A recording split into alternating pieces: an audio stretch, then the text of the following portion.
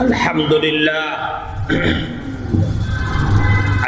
لله نحمده ونستعينه ونستغفره ونؤمن به ونتوكل عليه ونعوذ بالله من شرور أنفسنا ومن سيئات أعمالنا من يهده الله فلا مضل له ومن يضلله فلا هادي له ونشهد أن لا إله إلا الله وحده لا شريك له ونشهد أن سيدنا ومولانا محمدا عبده ورسوله وصلى الله تبارك وتعالى على خير خلقه محمد وعلى آله وأصحابه وأزواجه وذرياته أجمعين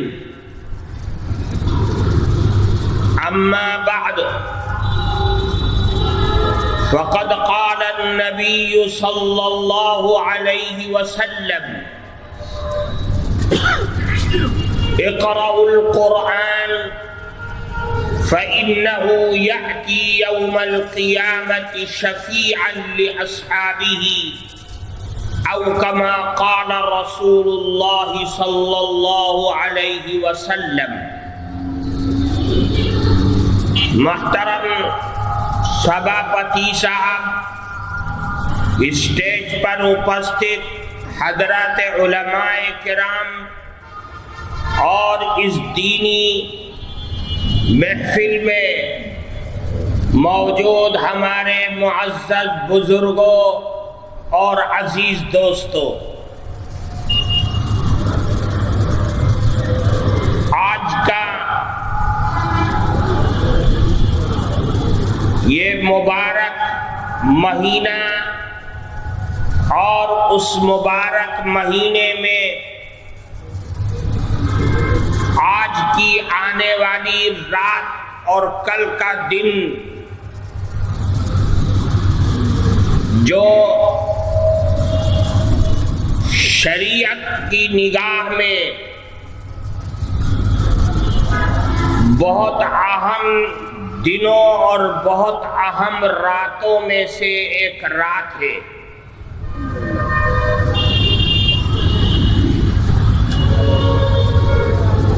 یہ لیلۃ البرات، شب برات، جس میں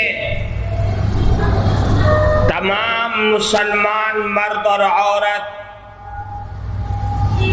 اللہ کی عبادت کرتے ہیں اور دن میں روزہ رکھتے ہیں، لیکن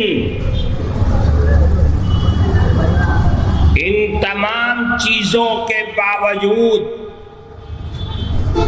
ہم سب کو یہ سمجھنا اور جاننا چاہیے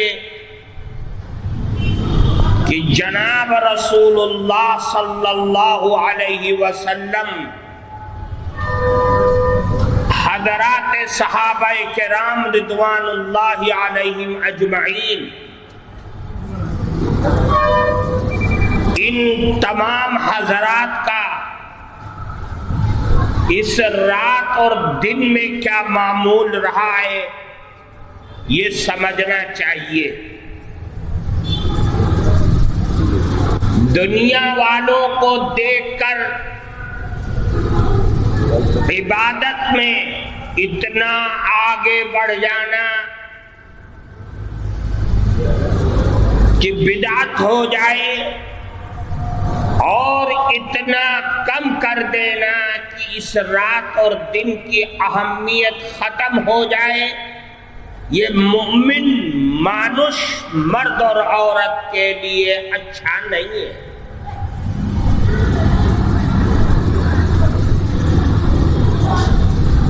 سب سے پہلی چیز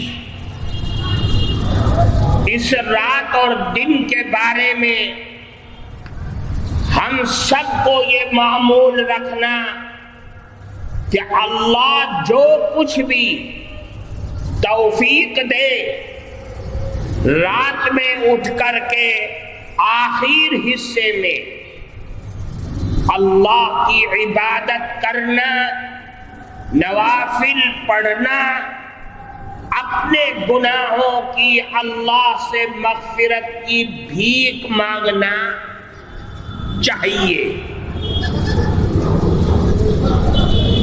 لیکن اس سے ہٹ کر ساری رات قبرستانوں کے چکر لگانا، بھیڑ بنا کر جانا،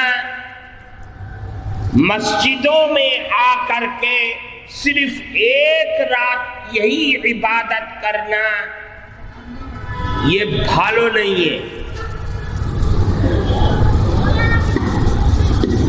جناب رسول اللہ صلی اللہ علیہ وسلم سے یہ ثابت ہے کہ آپ قبرستان گئے صرف ایک مرتبہ اس رات میں، صرف اس رات میں ایک مرتبہ، وہ بھی تنہا، کوئی صحابی آپ کے ساتھ نہیں تھا، بس اتنا ثابت ہے۔ کوئی لازم، ضروری یا فرض کے درجے میں ہمارے اور آپ پر یہ ثابت نہیں ہے کہ ہم شب برات میں قبرستان جائیں۔ کبھی بھی جا سکتے ہیں، جائیں، کوئی مسئلہ نہیں ہے، لیکن اس رات ہی میں جانا اور فرض یا واجب سمجھ کر کے جانا، ایٹا بدعت ہے۔ بجھی اس لیے اللہ نے آپ کو پڑھا لکھا، سمجھدار، عقل مند بنایا۔ اس رات اور دن کی عبادت میں اتنا بھی کم نہ کیا جائے کہ بالکل اس رات کی اہمیت ختم ہو جائے، اور نہ اتنا آگے بڑھ دیا جائے کہ رمضان کی راتیں اس رات کے مقابلے میں کم ہو جائیں۔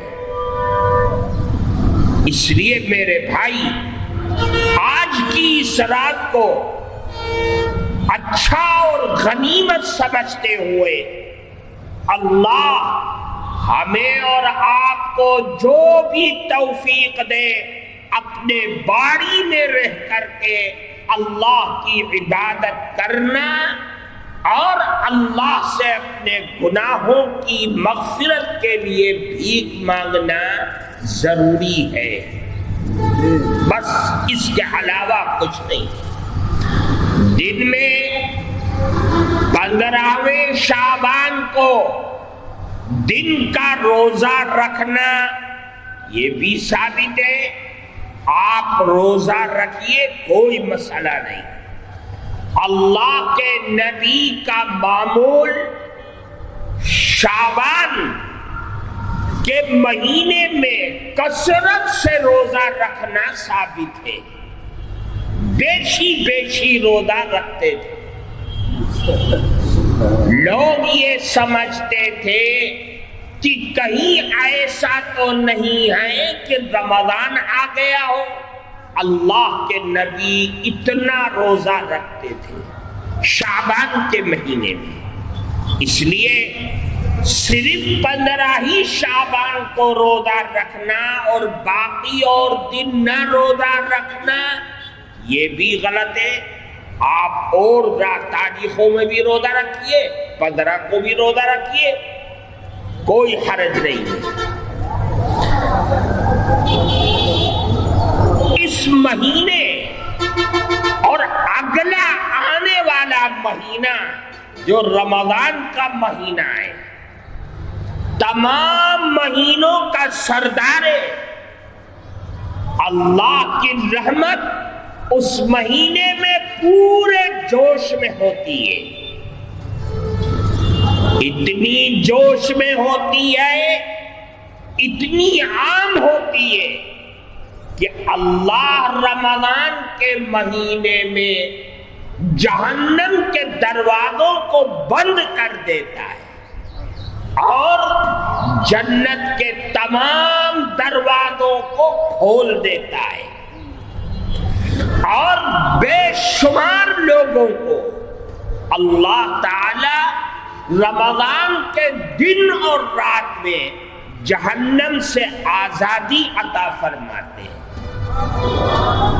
اور پھر لیلۃ الجائزہ ہے اس میں، یعنی عید کی رات اعلی جتنا پرسکار رمضان کے پورے مہینے میں دیتا ہے اس سے کہیں زیادہ عید کی رات میں اللہ تمام روزے رکھنے والوں کو پرسکار دیتا ہے۔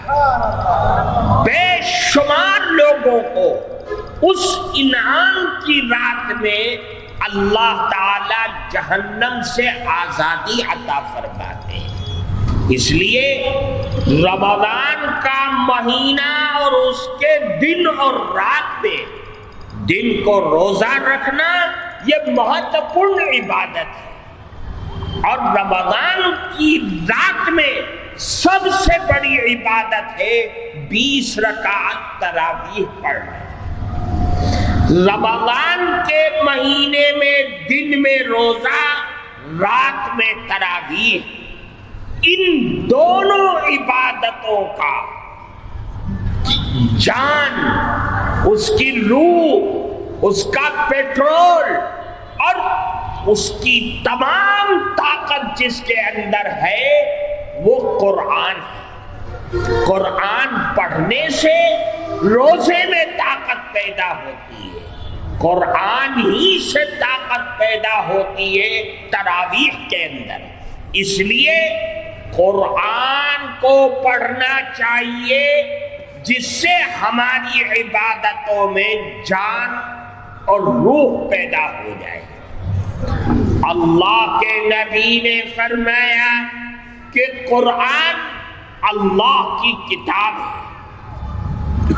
یہ قرآن جس طریقے سے ہم بھات کھاتے ہیں، اس بھات کی وجہ سے ہمارے جسم کو طاقت ملتی ہے۔ قرآن ہمارے روح اور ہماری جان کے لیے ٹانک ہے، اس کا بھات ہے۔ ہم جتنا قرآن پڑھیں گے ہمارے روح کو اتنی ہی طاقت ملے گی۔ اللہ کے نبی نے، اللہ نے قرآن میں فرمایا وَكَذَلِكَ أَوْحَيْنَا إِلَيْكَ رُوحًا مِّنْ أَمْرِنَا مَا كُنْتَ تَدْرِي مَا الْكِتَابُ وَلَا الْإِيمَانُ وَلَكِنْ جَعَلْنَاهُ نُورًا نَهْدِي بِهِ مَن نَّشَاءُ مِنْ عِبَادِنَا۔ قرآن کی یہ آیت بتلاتی ہے کہ ہماری روح کو طاقت پہنچانے، شکتی دینے والی چیز اللہ کا کلام ہے۔ اللہ کا کلام جتنا بیشی پڑھا جائے گا ہماری روح کو اتنی ہی شکتی اور طاقت ملے گی۔ جب روح میں شکتی پیدا ہوگی تو ایمان مضبوط ہوگا، ایمان طاقتور ہوگا، ایمان کامل اور مکمل ہوگا۔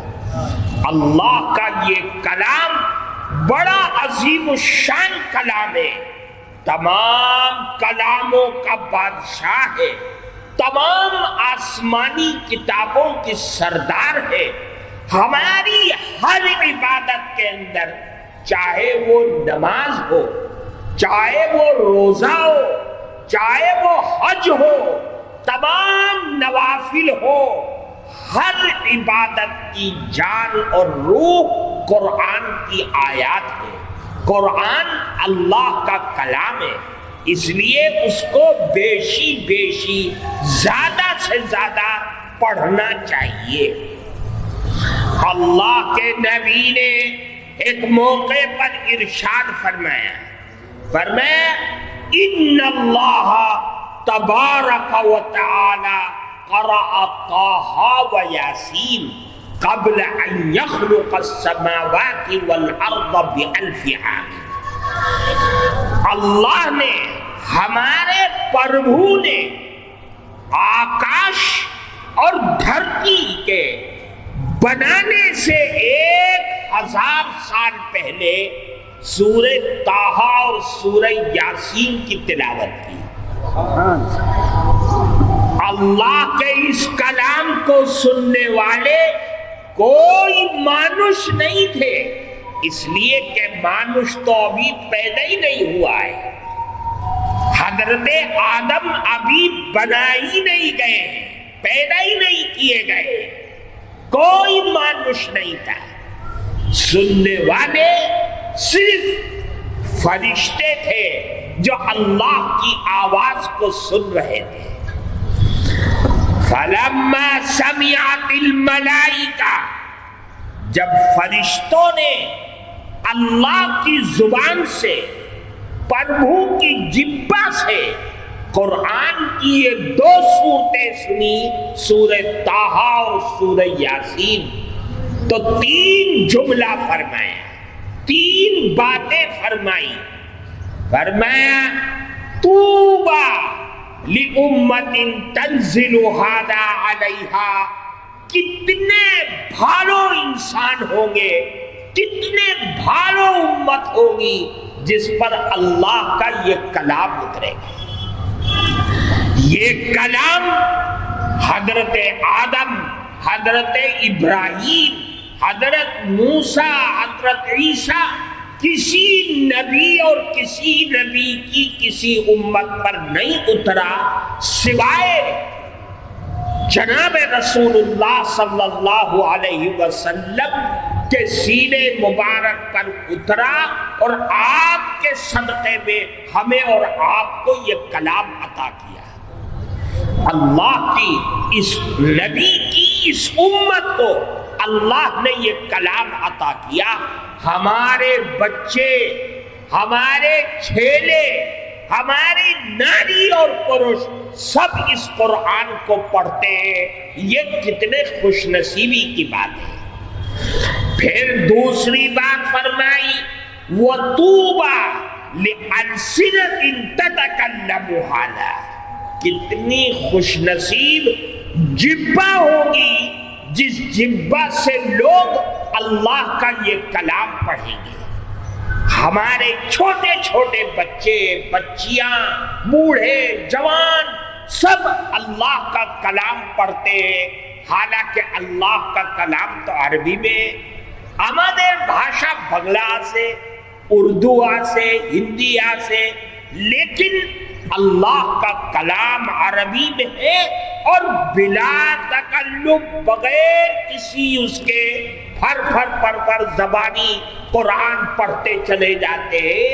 یہ قرآن کا کمال ہے، قرآن کا اعجاز ہے، اللہ کا کلام ہے، جس سے چاہتا ہے پڑھواتا ہے، جس سے نہیں چاہتا نہیں پڑھواتا ہے۔ پھر تیسرا جملہ فرمایا وَطُوبَىٰ لِأَجْوَافٍ تَحْمِلُ هَٰذَا، کتنے خوش نصیب انتر ہوں گے جس انتر میں اللہ کا یہ کلام رکھا جائے گا۔ وہ کون ہے انتر؟ وہ آپ کا، ہمارا، ہمارے چھیلوں کا، جن کے سینے میں، جن کے دل میں اللہ کا یہ کلام 6666 آیتیں اس سینے میں اور اس دل میں محفوظ ہے۔ قرآن اللہ کا کلام ہے۔ قرآن کو پڑھنے سے ہماری روح کو، ہمارے ایمان کو شکتی اور طاقت ملتی ہے۔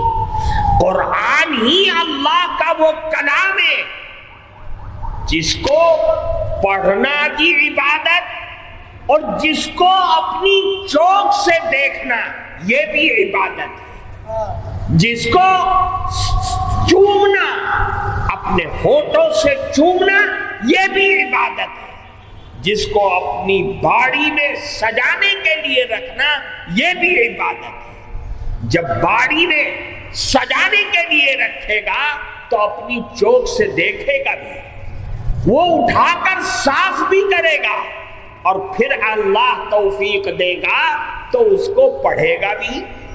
تو ساری چیزیں عبادت ہے، قرآن کے ہر چیز میں ثواب ہی ثواب ہے۔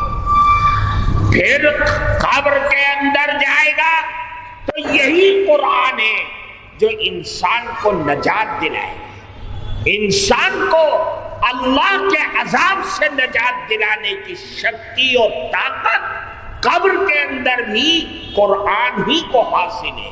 قرآن کی یہ شکتی ہے کہ انسان کو اللہ کے عذاب سے نجات دلاتی ہے۔ پھر فرمایا جب قیامت کے دن اٹھے گا تو پھر کوئی کسی کی سفارش نہیں کرے گا جب تک اللہ کسی کو اجازت نہ دے، لیکن قرآن کی شکتی یہ ہوگی کہ اللہ کے نبی نے فرمایا کہ شفیعا لاصحابہ، اپنے پڑھنے والوں کے لیے سفارشی بن کر کے آ جائے گا۔ بعد حدیث میں آتا ہے کہ اللہ کے نبی نے فرمایا کہ قرآن کو اللہ ایک شکل دے دیں گے، اور وہ شکل بن کر کے قبر میں بھی اس کے ساتھ رہے گی، اور قیامت کے دن وہ اپنے پڑھنے والوں کے لیے سفارش کرے گا، اس کو جنت میں داخل کرائے گا۔ اس لیے میرے بھائیوں، ہم جہاں رہیں، جس حال میں رہیں، ہمیں قرآن سے اپنا رشتہ جوڑے رکھنا چاہیے۔ قرآن ہی ایک ایسی کتاب ہے جو ہمیں دنیا میں ہر طرح سے نجات دلا سکتی ہے، ہر آفت سے نجات دلا سکتی ہے، ہر آنے والی مصیبت سے نجات دلانے کی طاقت صرف اور صرف قرآن میں ہے۔